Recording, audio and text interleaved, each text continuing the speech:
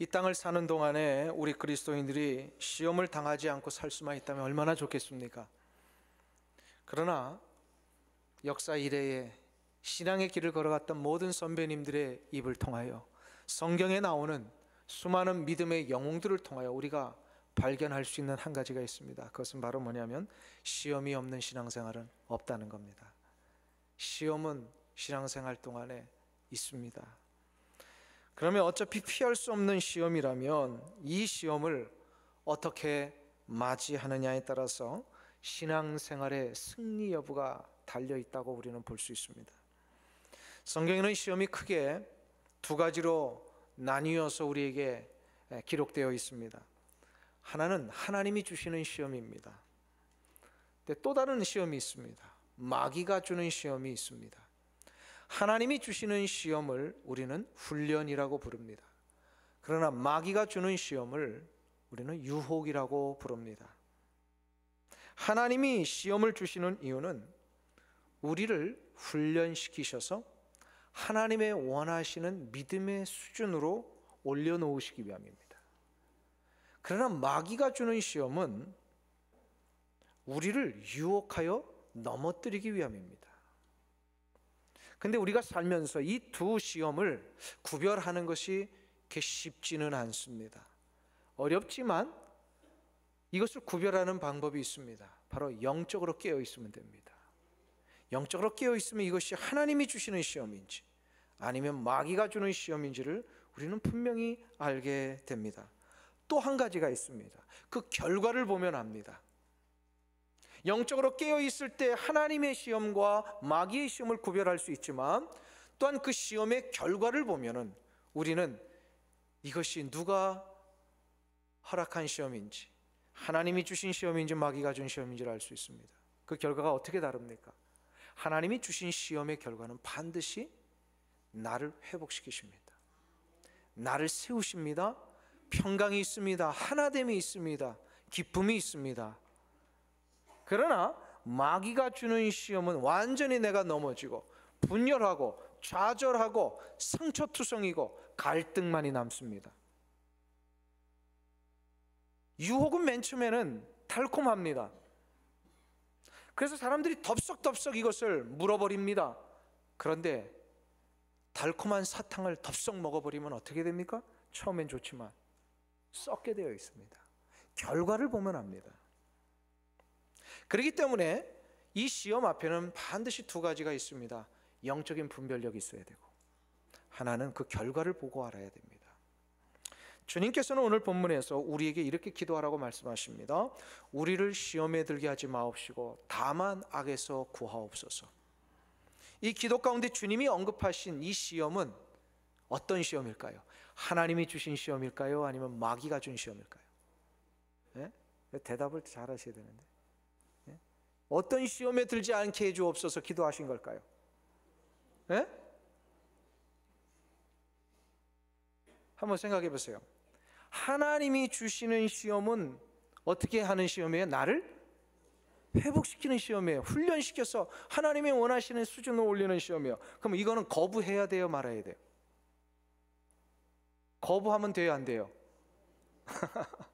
이렇게 대답을 하는데 아직 대답을 못하죠. 하나님이 주시는 시험은 훈련과 연단이기 때문에 기꺼이 이 시험이 올 때는 우리가 맞이해야 됩니다. 그러나 마귀가 주는 시험은 우리를 넘어뜨리고 비참하게 만들고 분열하게 만들고 갈등하게 만드니까 가급적이면 이 시험은 우리가 당해서는 안 돼요. 그래서 주님이 오늘 우리에게 말씀하시는 거예요. 우리를 시험에 들게 하지 마옵시고. 이건 무슨 얘기냐면 하나님 우리가 이 마귀의 시험에는 빠지지 않도록 좀 도와주세요. 그런 얘기예요. 그리고 혹 마귀의 유혹 때문에 우리도 모르는 사이에 그때 그 순간에 분별력을 잃어버려가지고 덥석 마귀가 준 유혹을 우리가 물어버렸다. 그래서 유혹에 빠져버렸다. 그러면 주님이 후반부에 이렇게 기도하라고 하시죠. 다만 악에서 구하옵소서.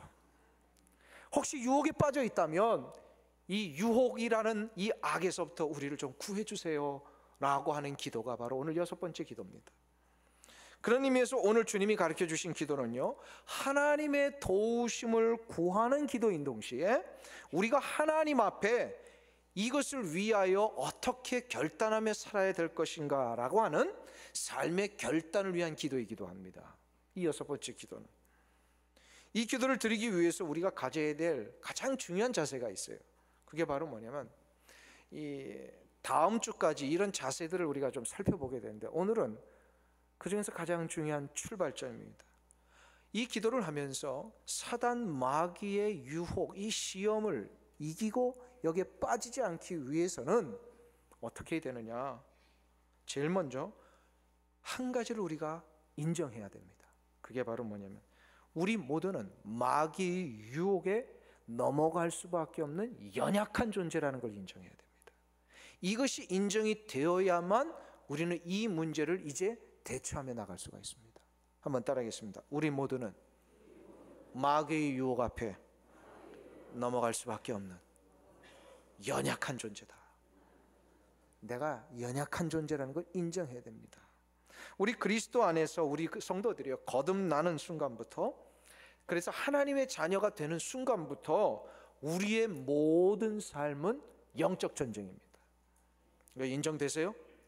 우리 모든 삶. 왜냐하면 하나님의 자녀가 된 순간부터 마귀는 언제나 우리를 가만 놔두지 아니하고요, 어떻게든 넘어뜨리기 위해서의 수단과 방법을 가리지 않습니다. 옛 속담에 이런 말이 있어요. 죽은 개는 발로 차지 않는다. 이 속담이 아주 굉장히 의미가 있는 거예요. 죽은 개는 발로 차지 않는다. 이걸 영적 전쟁으로 한번 우리가 가져와 보겠습니다. 사단 마귀는 하나님의 자녀가 아닌 세상 사람들을 공격한다, 안 한다? 해요, 안 해요? 죽은 개는 발로 차지 않는다. 이걸 가지고 영적 전쟁에 적용을 한번 해보자는 거예요. 그러면 더 쉽게, 이거 참 오늘 이해를 잘못하시는 것 같아서 더 쉽게, 그러면 깡패의 세계를 한번 보세요. 깡패의 세계. 깡패는 자기 편은 건드린다, 안 건드린다? 사단 마귀는 자기 편은 건드린다, 안 건드린다? 예수 믿지 않는 자가 자기 편이 아니에요. 자기 편이잖아요. 마귀의 입장에서 보면. 깡패들은요, 자기 편들은요 건드리지 않고요, 꼭 남의 편만 건드리는 거예요. 마귀가 이와 원리가 똑같아요. 영적 전쟁을 치를 때에 사단 마귀는요, 하나님의 자녀가 아닌 사람들은 그냥 가만히 내버려 둡니다. 왜요? 내버려 둬도 마귀가 원하는 대로 사니까. 그런데 마귀가 원하는 대로 살지 않는 마귀의 입장에서 보면 다른 편이 누구예요? 우리 그리스도인들이라고요. 그렇기 때문에 마귀는 꼭 이 그리스도인들만을 공격을 해요. 이 공격이 시작이 되면 우리 그리스도인들은요, 인간적으로, 개인적으로 보면 속수무책입니다. 당해낼 재간이 없습니다. 그렇기 때문에 이런 공격이, 사단 마귀의 공격이 시작이 될 때마다 우리는 이제 이것을 영적 전쟁으로 여기고 능히 이것을 싸우기 위하여 이제 준비를 해야 되는데, 그 준비의 첫 번째가 아까 뭐라 그랬어요? 영적으로 어떻게 있으라?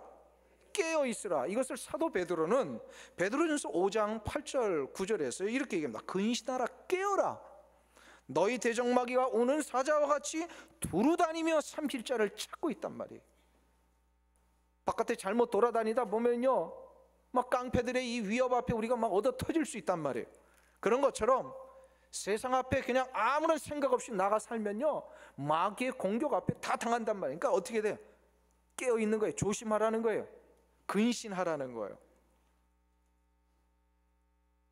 근데 오늘 이 사도 베드로는 여기서 끝나지 말고요, 한 가지를 더 가르쳐 줍니다. 9절에 보면은요, 너희는 믿음을 굳게 하여 저를 대적하라, 이렇게 얘기를 합니다. 깡패가요, 상대편을 이제 싸움을 걸어올 때 어떻게 합니까? 맨 주먹부터 날라옵니까? 어떻게 해요? 으름장부터 넣잖아요. 으름장부터 넣는다. 위협부터 해요. 마귀가 똑같아요. 우리를 위협합니다. 이 으름장을 넣을 때에 어떻게 해야 되냐면요, 믿음을 굳게 해야 됩니다. 굳게 마음을 가지고 믿음 위에 서서요, 도망치지 말고, 얼음장 놓을 때 도망치지 말고요, 그래, 이거 영적 전쟁이구나, 한번 해보자 하면서 기꺼이 대적하기 위하여 내 마음을 준비하면 나가라는 겁니다. 이게 영적 전쟁을 시작하는 첫 출발이에요. 우리 성도들 가만 보면요, 사단막의 얼음장 앞에 그냥 그 소리만 듣고도 다 도망가는 분들이 있어요. 그러지 말라는 거예요. 얼음장을 놓을 때에 이게 사단마귀가 지금 나를 공격하기 위해서 이 수를 쓰는구나, 그러면서 이제 이 영적 전쟁이구나 딱 마음을 가지고요, 그래 어디 한번 싸워보자, 이게 이제 준비하면 나가라는 거예요. 왜요? 결국 이 싸움은 어떻게 되는 거예요? 이긴 싸움이잖아요. 우리는 이 세상 사는 동안에 사단마귀의 영적 전쟁을 피할 길이 없습니다. 피할 수 없는 전쟁이라면요, 굳건히 서서요, 마귀를 대적해야 합니다. 근데 좀 어려운 문제가 하나 있습니다. 영적 전쟁을 치르고 마귀를 대적할 때 심각한 문제예요. 그게 바로 뭐냐면, 아까도 말씀드렸듯이 내가 1대1로 싸우면 마귀를 이길 재간이 없는 거예요. 나에게는 그 능력이 없어요. 이 자리에 앉아 계신 분들 어느 누구도요, 마귀와 한번 싸워서 내가 혼자 이겨보겠다 하는 사람이 있으면요, 반드시 패배합니다. 마귀가 얼마나 간악하고 얼마나 능력이 있는지 아세요? 마귀는 영적인 존재입니다.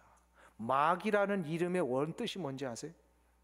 디아볼로스라고 하는, 디아라는 것은 이 틈이라는 뜻이에요. 볼로스라고 하는 던지는 자예요. 마귀는요, 틈만 보이면 던집니다. 틈만 보이면 던져요.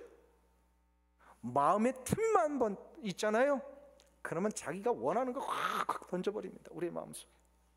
그러니까 마귀가 원하는 대로 내 마음이 막 가버리는 거예요. 누가 운전을 하고 오는데 갑자기 내 앞에 싹 끼어들어요. 그럼 어떻게 돼요? 마음이 저런 못된, 그래서 내 마음이 탁 틈이 벌어져요. 그러면 어떻게 되는 거예요? 요 마음 틈에 사단 마귀가 자기가 원하는 걸 탁 던져버립니다. 그렇게 되면은요, 저런 못된이 아니라 막 쫓아가가지고 한 대 때리고 싶어지는 거예요. 이러면서 마귀가 원하는 대로 자꾸 내가 이 전쟁을 지어버리는 거예요. 져버리는 거예요. 마귀는요, 공중 권세를 잡은 자입니다. 마귀가 원하는 모든 나쁜 것은요, 무엇이든지 이 세상에서 막 하고 있어요. 그래서 이 세상을 얼마나 악하게 만들었는지 몰라요. 마귀가 우리를 공격을 할 때에 개인적으로는요, 그래서 이 영적인 분별력을 자꾸 잃는 쪽으로 우리를 공격을 합니다. 영적인 분별력. 영적인 분별력을 잃어버린다는 것이 유혹이고 곧 미혹하는 거예요. 그래서 이 기준을 잊어버리는 거예요. 뭐가 옳은지 무엇이 그른지를 자꾸 잊어버립니다. 사단마귀가 우리로 하여금 그렇게 만들어버려요. 그 대표적인 예가 바로 뭐냐면, 잘못된 가르침 앞에 자꾸 넘어가는 거예요. 이단 앞에 넘어가는 거예요. 사단마귀가 요즘 이단자들을 얼마나 많이 이용하는지 몰라요. 그래가지고 막 우리의 가지고 있던 진리들을 막 파괴시켜버리고. 그런데 개인으로는 이런 일들이 일어나지만 집단으로는요, 마귀가 우리를 공격할 때는 어떻게 하냐면, 기존에 가지고 있었던 수천 년 동안 가지고 있던 이 아름다운 생명의 가치관들, 아름다운 우리의 삶의 기준들을요, 자꾸 무너뜨립니다. 그 일례로 100여 년 전부터 이 시대에 막 등장하기 시작한 새로운 기준들인데, 그게 바로 진화론이고, 60년대부터 이 땅에 막 급속도로 퍼져나가는 것이 동성연애 아닙니까? 이 세속주의와 진화론과 동성연애의 문제는요, 사단 마귀의 장난입니다. 그런데 어떻습니까? 이 시대의 모든 사람들이 이것이 시작이 되니까요, 기존의 모든 가치관들 다 분별력을 잃었고 그냥 없애버리잖아요. 수천 년 동안 결혼은 남자와 여자가 하는 거였잖아요. 근데 60년대부터 이 미국 땅에 결혼은 남자와 남자가 해도 된다라는 이상한 기준들이 막 들어오면서, 이거 거부하면 무슨 인권을 탄압하는 것이다, 도대체 세상에 그런 기준이 어디 있어요? 지금 우리 국민학교 아이들 학교 가보세요. 화장실 같이 써요, 남자 여자애들이. 대학이 그렇게 된 거는 뭐 오래전부터 그렇게 됐고요. 저도 이제 올해 우리 애가 대학을 가는데 걱정이에요. 대학에서요, 샤워장을 같이 쓴대요, 남자 여자가. 도대체 이건 있을 수가 없었던 기준이었어요. 20년 전, 30년 전에는. 어떻게 이렇게 됐을까요? 이것은요, 사단 마귀가 이 시대에 우리의 모든 가치관과 기준들을 지금 혼미케 한 겁니다. 깨어 있어야 돼요. 이게 뭔지를 알고 대처를 해야 돼요. 시대의 흐름이지 뭐, 이런 건 다 당하고 만단 말이에요. 우리가 개인으로 이 문제를 대항하여 싸우려면요, 우리는 다 집니다. 못해요. 할 수가 없어요. 대법원에서 다 판결을 해놨는데 우리 혼자 어떻게 그거 거부하면서 살 수 있습니까? 그러면 이렇게까지 얘기하고 제가 설교 끝하면 우리는 다 회의와 비참함에 빠지는 거예요. 근데 하나님의 말씀은 여기서 끝나지 아니하시고, 그럼에도 불구하고 이 전쟁을 이기는 방법이 있다는 것을 가르쳐 주십니다. 이기는 방법이 있어요. 그 전쟁을 우리가 맞이할 때마다 이 전쟁을 이길 수 있는 전략을 짜야 되는데, 어떤 전쟁이든지 뭐 손자병법을 꼭 얘기하지 않아도요, 적을 알고 나를 알면 어떻게 됩니까? 이 전쟁은 반드시 이기게 돼 있어요. 내가 힘이 약한 걸 알고 상대가 힘이 강하다는 걸 알면 여기서부터 전략을 짜면 돼요. 어떻게 이 힘을 내가 상대방보다 더 큰 힘을 가질 수 있을 것인가를, 이 전략을 짜면 이 문제는 해결됩니다. 나는 비록 약하지만 사단 마귀보다 더 강한 힘을 얻는 방법이 하나 있더라는 거예요. 그게 바로 우리의 대장 되신 예수 그리스도의 힘을 빌리는 겁니다. 이것을 사도 바울은 에베소서 5장 6장에서 하나님의 전신갑주를 입는 것이다 라고 말씀을 합니다. 우리 그것을 한번 찾아보겠습니다. 우리가 다 입어야 돼요. 에베소서 6장 10절에서 13절입니다.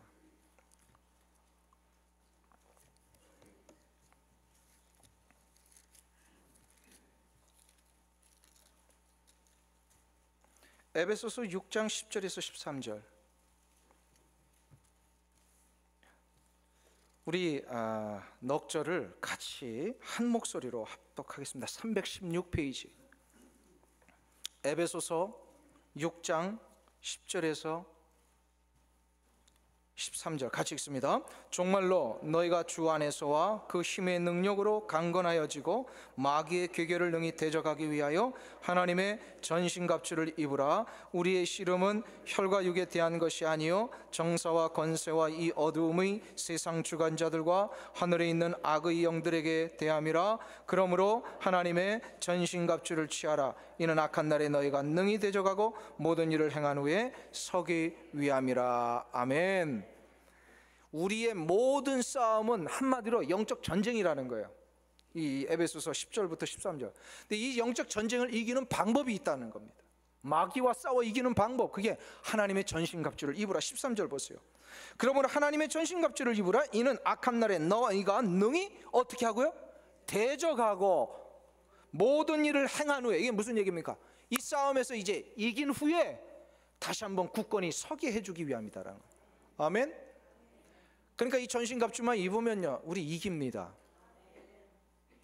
여기서 이제 우리의 그리스도인들이, 이 기독교가 소망이 있는 이유가 여기에 있어요.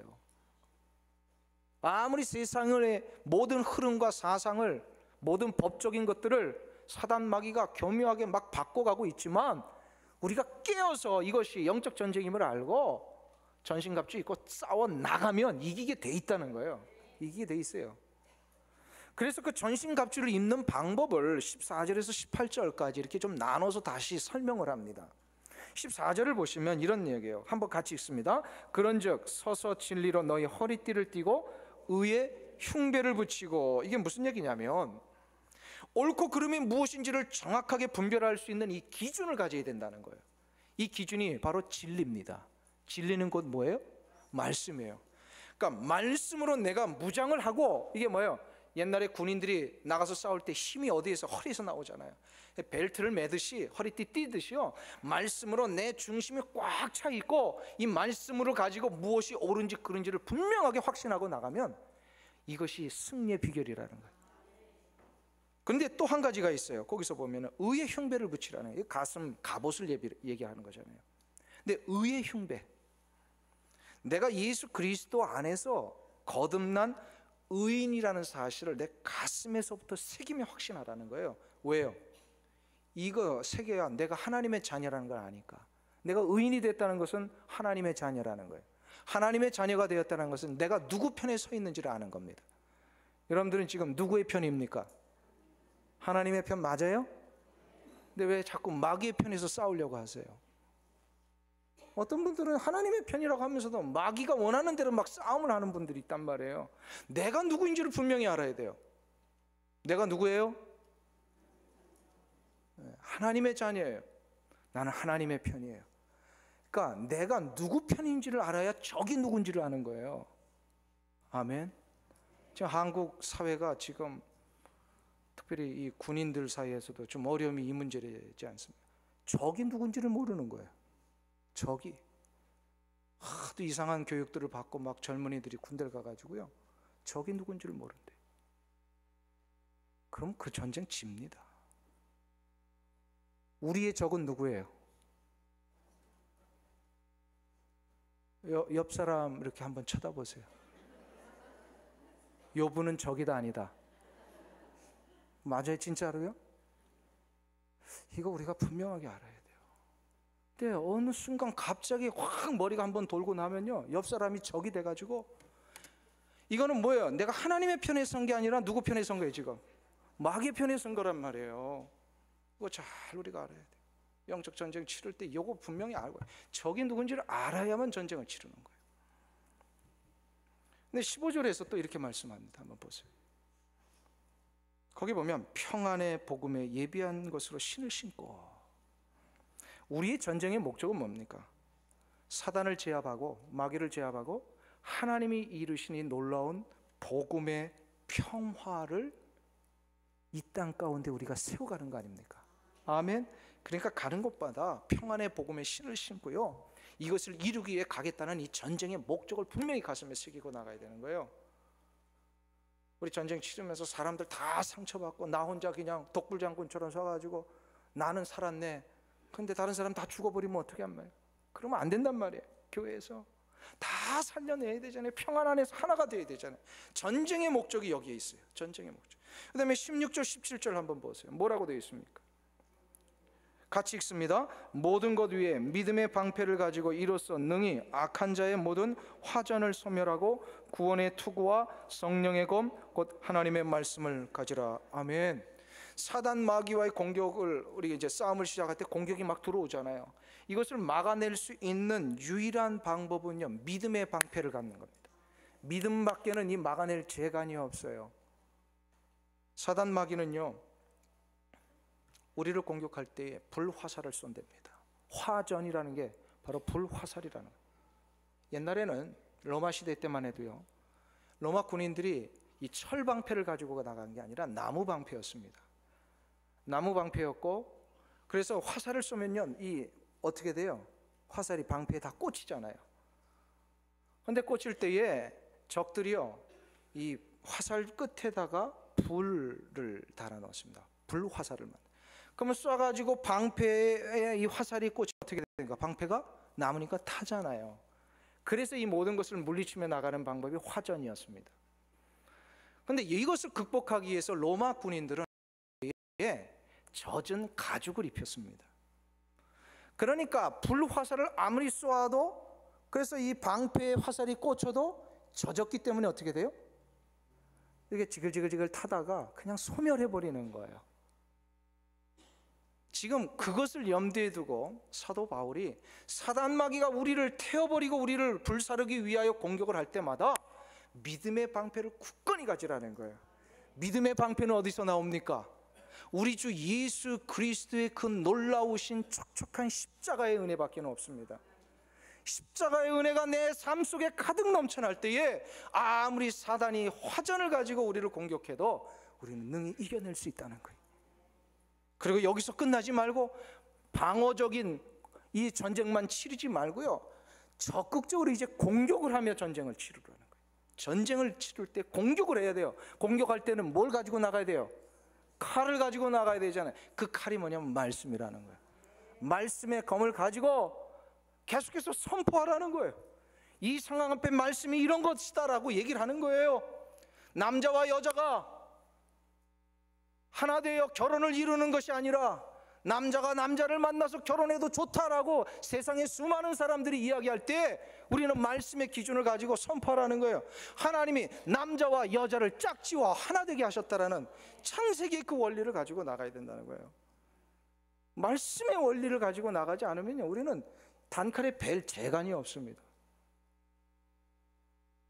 이것이 바로 오늘 본문에 나오는 16절 17절의 말씀입니다. 그리고 마지막으로 18절에서 이 모든 것을 마무리하시면서 이렇게 얘기합니다. 모든 기도와 간구로 하되 무시로 성령 안에서 기도하고 이를 위하여 깨어 구하기를 항상 힘쓰며 여러 성도를 위하여 구하고. 사단 마귀를 대적하기 위해 가장 중요한 것이 깨어 있는 것이다라고 했습니다. 깨어 있기 위해서는 어떻게 해야 되냐? 바로 날마다 기도와 간구하는 삶을 살아야 됩니다. 이거 외에는 사단 마귀를 이길 재간이 없습니다. 그래서 이 사단 마귀와의 싸움에서 이기기 위하여 하나님의 전신 갑주를 입는 이 방법을 우리가 기도할 때에 우리 주님의 이 6번째 기도를 하라는 거예요. 우리를 시험에 들게 하지 마옵시고 다만 악에서 구하옵소서. 하나님, 나의 힘으로는 도저히 안 됩니다. 하나님 도와주세요. 이 싸움을 이길 수 있도록 인도해 주세요. 이 기도를 해야만 우리는 영적 전쟁을 이길 수 있습니다. 종교개혁을 일으켰던 마틴 루터 아시죠? 1517년에 95개조 방반문을 중세 교회를 향하여 붙였을 때 그가 원래 종교개혁을 의도한 게 아니에요. 그냥 자기의 믿음의 이렇게 신념을 써붙인 거예요. 구원의 교리가 잘못됐고 면죄부 판매하는 거 잘못됐다. 어떻게 죽은 사람을 위해서 산 가족들이 돈 주고 그 사람을 위해 헌금하면 지옥에 갈 사람이 천국 갈 수 있는 이런 일이 성경에 도대체 어디 있느냐. 이런 거 보니까 신학자로서 양심의 가책이 된 거예요. 카톨릭 신부로서 도대체 성경은 그런 얘기가 없는데 교회들은 자꾸 그런 일들을 벌이고 있으니까. 그래가 그가 양심의 가책 속에 그냥 자신의 신앙 고백을 선언한 거예요. 95개조가. 근데 이것이 정말 하나님의 거룩한 역사였어요. 그의 신앙의 고백 때문에요, 그 당시 유럽에 잠자고 있던 수많은 사람들이요, 개혁에 대한 열망이 막 불이 붙기를 시작을 합니다. 막 순식간에 이 막 개혁이 퍼져나가지 않았습니까?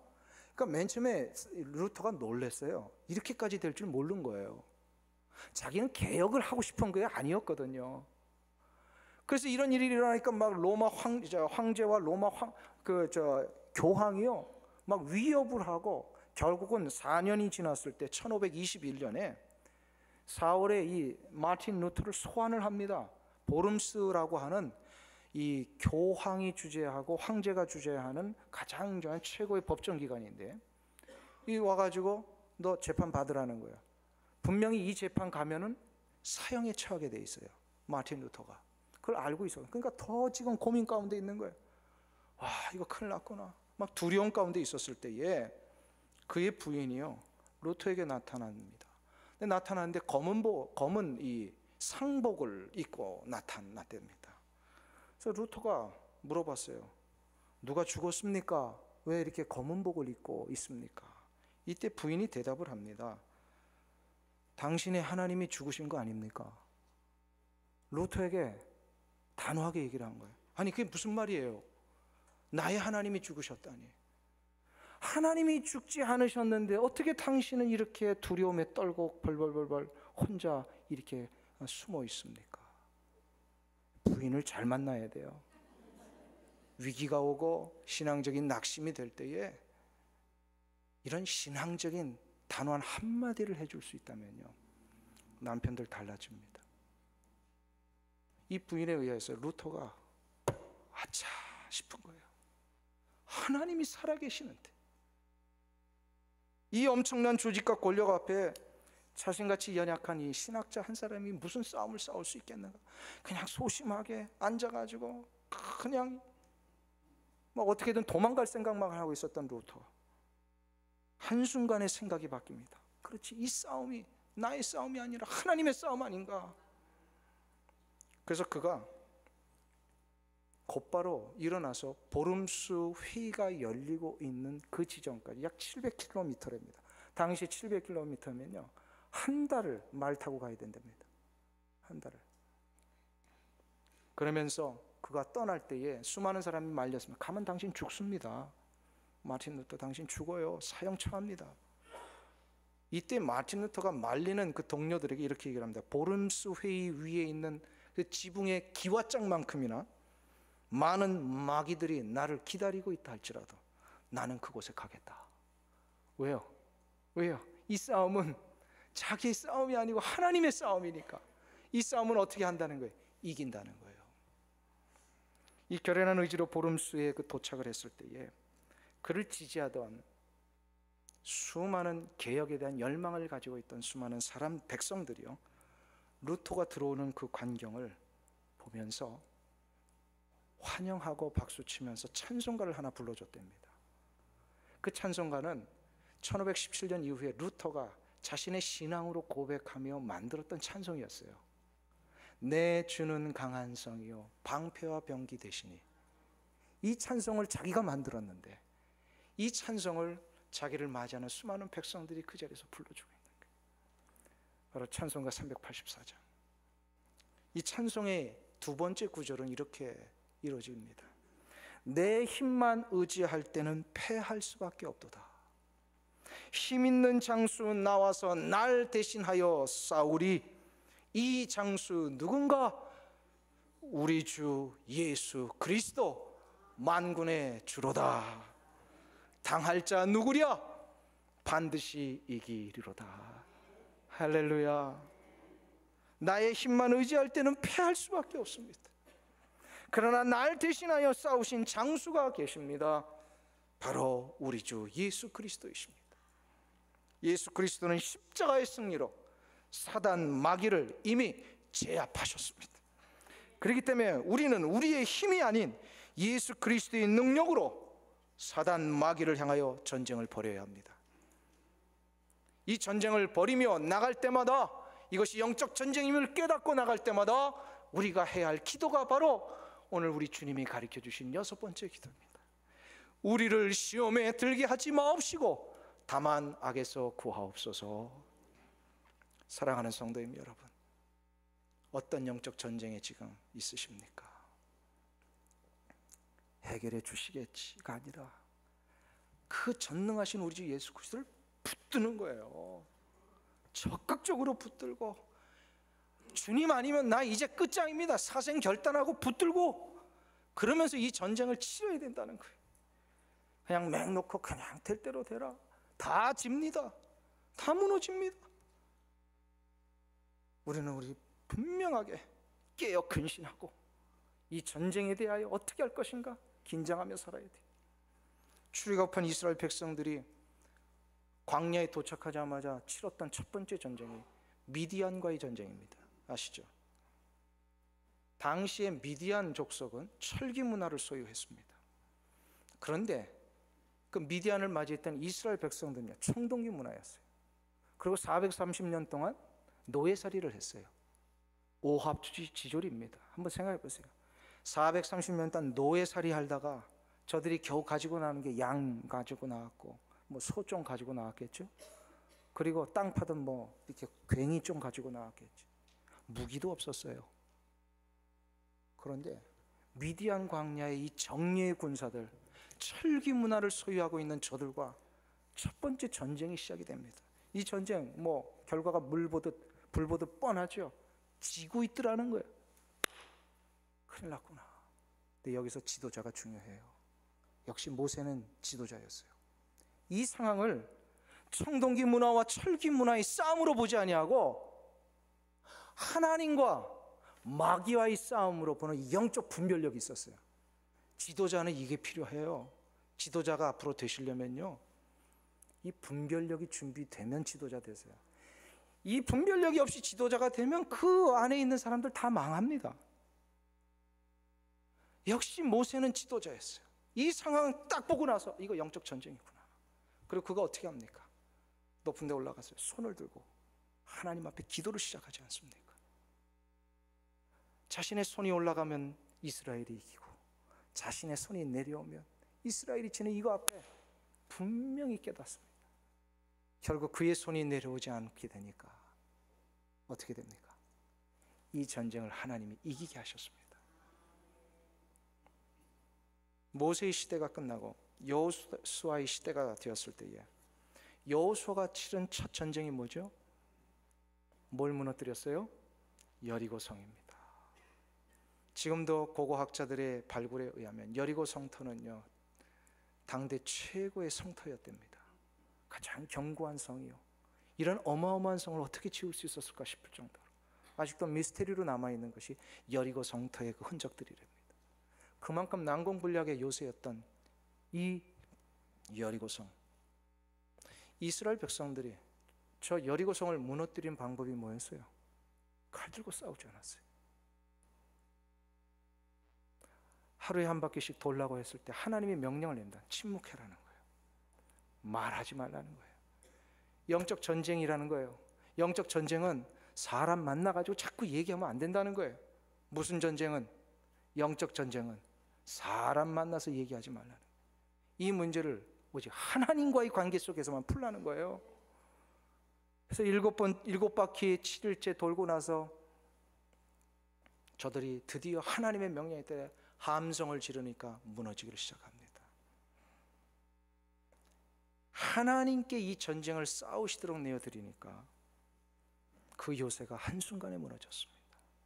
사랑하는 성도님 여러분, 여러분의 전쟁을 어떻게 치르시겠습니까? 사단 마귀와의 전쟁은 나의 전쟁이 아니라 하나님이 싸우시도록 내어드리는 전쟁입니다.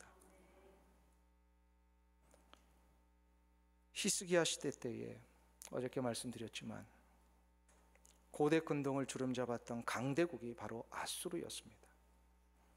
이 아수르가 18만 5천 명을 데리고 이스라엘을 쳐들어왔을 때 이 싸움은 막을 수 있는 싸움이 아니었습니다.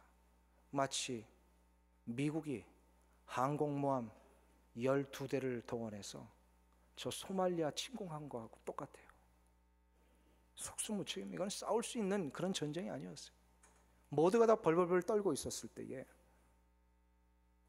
히스기야 왕이 이 전쟁을 대처하는 지도자의 모습이 역대하 32장에 나옵니다.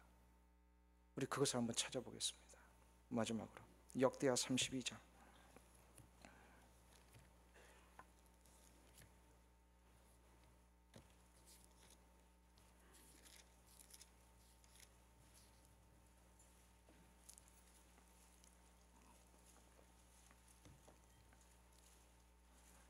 (700페이지) 구약성경에 있습니다. 구약성경 700페이지 역대하 32장 7절과 8절입니다.